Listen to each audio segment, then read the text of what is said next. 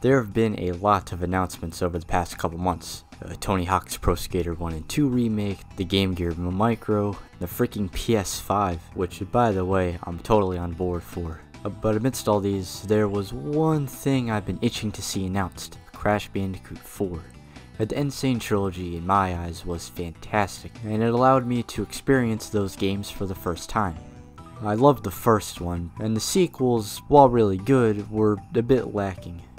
2 I think was a bit dull, and 3, while an improvement, did suffer from some mediocre filler. I do plan on covering these games later on, so don't worry. But anyway, since there was that original level added to the Insane Trilogy, I and many others figured an original game just had to be in the works. Then, not too long ago, this image leaked online and I peed my pants. Okay, not really, but I was excited. Then the reveal trailer was showcased during a Summer Games Fest a few days later, and here's what I thought of it. First of all, this game, visually speaking, looks absolutely fantastic.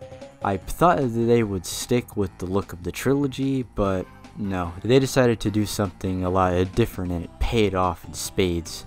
The environments are insanely vivid and have a good amount of exaggeration to make them look more cartoony, which I'm all for. The colors just pop out at you and are sure to grab anyone's attention.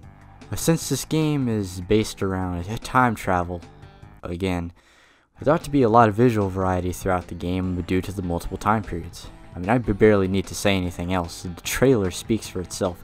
This game looks stellar. The character redesigns are all great too in my book. They look very expressive and cartoony. I like Crash's bigger eyes, Coco looks adorable, and Cortex is roughly the same, but he looks a lot smoother here.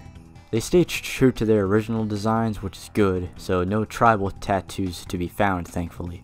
Although the jumping animation looked a bit stiff, so I hope they smoothed that out before the game is released. But the gameplay is what's most interesting, of course, and I think it'll be good.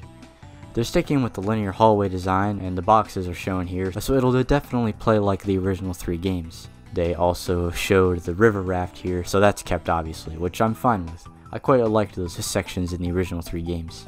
The new stuff they showed off looks really cool though. First there was the rail grinding, which was likely taken from the Sonic series for sure. It probably won't be the most crazy thing in the game, but I think it'll be a fun addition that'll hopefully add some spice to the levels. And Cortex is playable too, so that'll probably be a lot of fun. I also noticed these disappearing platforms, which remind me a lot of the beat blocks from Super Mario Galaxy 2. But of course I gotta talk about the main gimmick that was shown, that being the masks. So I'm guessing they're like a bunch of different tiki masks Crash can wear that gives him a suit with a new ability along with it. But they look really cool aesthetically, and I think this will do a good job of adding variety in a platforming environment. One of my major issues with Crash 2 and 3 was the filler. I'm hoping these suits will do the job of adding good variety to the level design. Take the gravity suit for example. This would be an entirely new mechanic in the game, so it'll switch things up, therefore keeping the player more engaged. And based off of these conveyor belt things on the walls, there'll probably be a healthy amount of new gimmicks in this game, so that's good. I'm also hoping the game will be fairly difficult, but not unfair of course. I loved the challenge provided in Crash 1. It was hard for sure, but I never ever got frustrated. Like every time I died I wanted to try again. So I'd like that to be the case in Crash 4, but I don't really know how likely that is. I do think this has the potential to be better than 3, but we'll just have to wait and see. This is only a trailer of course. Now if only I had a PS4 to play it on when it releases. Oh well, since it's Toys for Bob, the developers of Spyro Reignited, it'll likely come to PC and Switch sometime down the road, but despite that, I am very excited for this game, and if I have to steal a PS4 to play it, then so be it. Can I get some F's in chat for Kaylee's career? It's Keely, not Kaylee, Alf. But thanks.